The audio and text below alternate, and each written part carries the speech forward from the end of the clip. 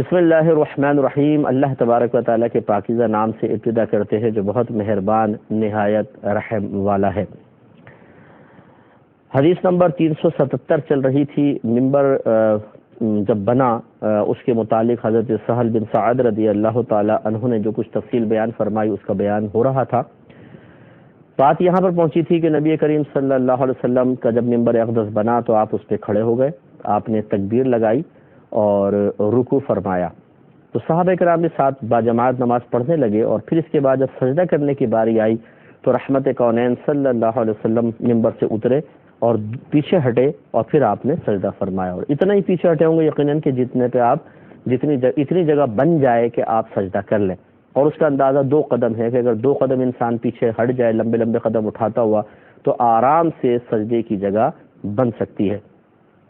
اس لیے فقہاء حناف کہتے ہیں کہ اگر کوئی 3 قدم اٹھا کے چل لے گا، یعنی 3 قدم لگاتار چلے گا، تو یہ ایک عمل کثیر ہے۔ حالت نماز میں 3 قدم لگاتار اٹھانے سے نماز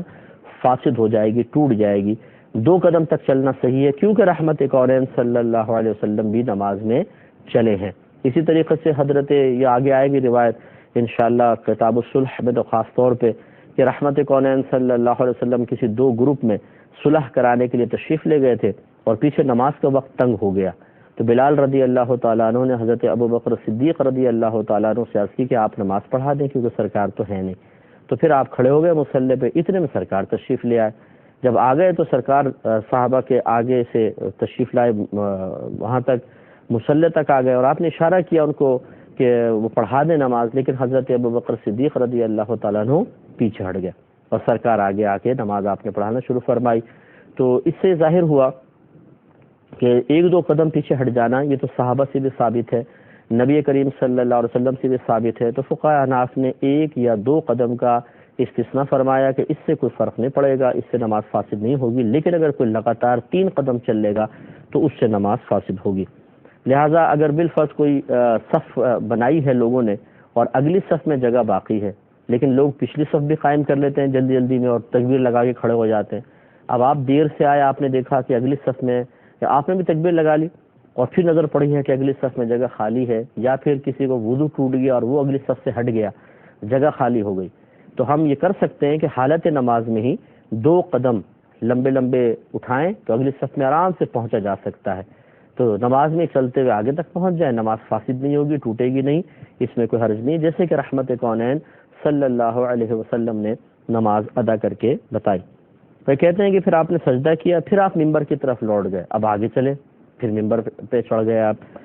اور پھر آپ نے قرات فرمائی، رکوع کیا، رکوع سے سر اٹھایا، پھر الٹے پیر واپس مڑے حتیٰ کہ آپ نے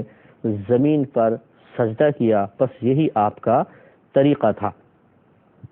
یعنی اس سے ظاہر ہوا کہ امام کے لیے خصوصاً جو تعلیم دے رہا ہو، لوگ ابھی سیکھنے والے ہوں، ان کے لیے اس طرح دکھانے کے لیے عمل کرنا، ان کو سکھانے کے لیے عمل کرنا، اب بظاہر اگر یہ کہا جائے نبی کریم صلی اللہ علیہ وسلم نماز اس لیے بلند جگہ پہ پڑھ رہے تھے تاکہ صحابہ دیکھ کر سیکھیں، تو یقینی سی بات ہے کہ دکھانا ملحوظ تو ہوا، لیکن یہ دکھانا تعلیم کی غرض سے تھا، سکھانے کی غرض سے تھا، لہذا معلوم ہوا کہ ہمیشہ اپنے عمل کو ظاہر کرنا کوئی برا نہیں ہوتا، ہمیشہ لوگوں کو دکھانے کے لیے عمل کرنا برا نہیں ہوتا، کبھی کبھی اچھا بھی ہوتا ہے، بشرطے کہ تعلیم ملحوظ ہو، بشرطے کہ ترغیب دینا ملحوظ ہو، بشرطے کہ کسی کو اچھائی کی طرف بلانے کا لحاظ رکھا جائے، تو پھر اس میں کوئی حرج بھی نہیں ہے۔